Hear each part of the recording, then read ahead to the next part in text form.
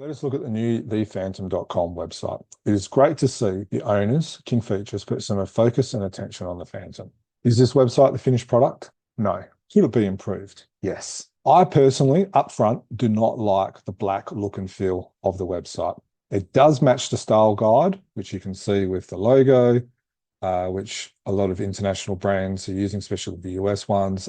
These look and feels with this dark, grungy look. I would like to see some more classic imagery used. I do like the old jungle sayings, which are featured every time you on a different page. The jungle saying does change, so that is good. I do like that. We'll go through each different page, each section. So the story is kind of like for those who have come in late. I would have actually liked, maybe they can change that or put it in brackets, which is a real Phantom trope. You would assume this is now official law. They've got the person who died is Christopher Walker instead of Christopher Standish, which it was in the first story. And then from about the 1940s, it got changed to Walker.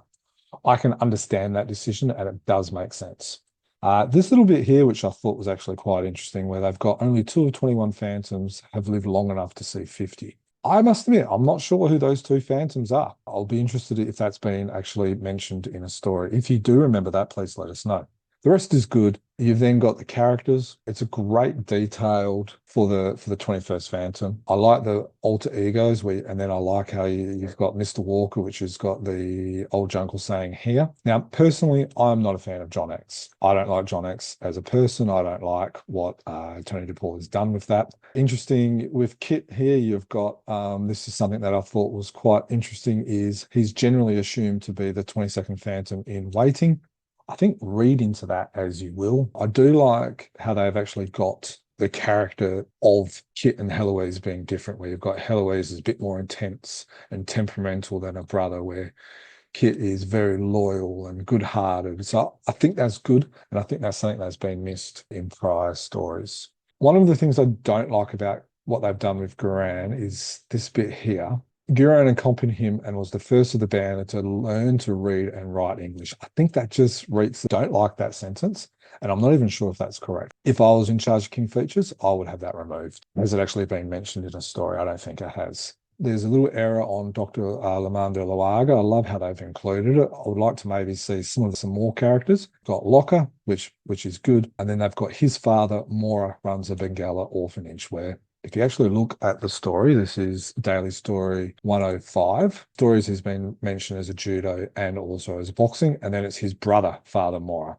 That's a little bit of an error there. There's been no mention of Luaga's father and mother in any past stories, to my knowledge. Again, if you remember that, please let us know. Luaga's uncle was the chief of the Longo, and he has at least one sister as well, maybe even more. Now, this is my favorite feature. I love a good timeline, and I hope King Features adds to this, because while it's good, I think it's missing some vital information. Interesting they've chosen this one as the first fan merch. I would maybe like that to be updated with unlicensed and then actually add the list of the first licensed merch, which I think is some Easter egg pass stickers. Also, I wouldn't mind them adding in the first known comic book, which is from Yugoslavia. You can read about that on our website. Other thing that I wouldn't mind them adding is to add the change of creators. So like, for instance, when Ray Moore stepped aside and then Wilson McCoy, and then when Wilson McCoy came in, and then Bill Lignate, Sky Barry, etc. They've got first mentions of Australian comics, Brazil comics, US comics, but nothing for the first comics in Sweden, Norway, or maybe even the first comic in USA and some other key countries.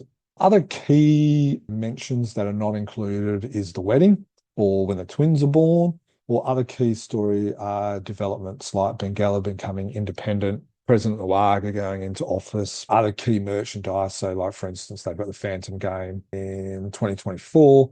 But apart from this one and the first one in 1936, there's no other Phantom merch. So, when was the Sirocco out? When was the gumball rings? When was the rubber stamp ring? Things like that could have been a nice little inclusion as well. But look, hopefully they will add. Love the bio on Leaf 4. I would like to see them add to other creators, so all the past and current newspaper main characters. So you might not have to worry about Bill Lignati or Carmen Infantino, but Wilson McCoy, Ray Moore, Tony DePaul, Claes Ramifi, Graham Nolan, Paul Ryan, Jeff, Mike. I think a lot of people that read this will probably learn stuff. At the moment, the comic goes to here, which you can then go and read the latest comic.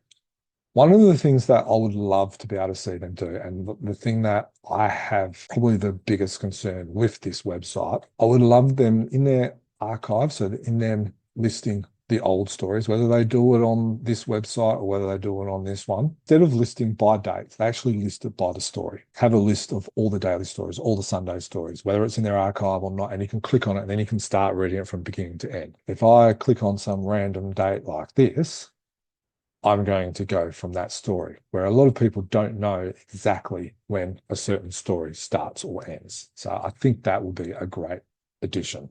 Moving over to the shop section, I really do like this section. I love how they list all of the different publishers, but it's great to see King Features giving them some love. You've got the merch, which obviously goes to the shop section on Comics Kingdom, which, look, it's good to see some merch. If I had to be picky again, it would be nice if shipping to Australia or to a lot of other international countries. You've got merches, which what they're selling, then you've got the game, which is obviously through someone else, but maybe you can have Saturday morning cards in here. You can have some of the stuff by Frill as well. So, maybe they can have another page where you can actually see what you can purchase. As I said before, loving the old jungle sayings. The old jungle sayings is something that should be really focused on. One of the other things I would like to see is, and again, this is something that we get asked a lot of the time is, I want to create fandom t-shirts. Who do I contact? Who are the agents for potential publishers or stuff like that? Maybe it just needs to be down here or something like that, along with all these little ones here. A lot of it is here. It gives you something to build on.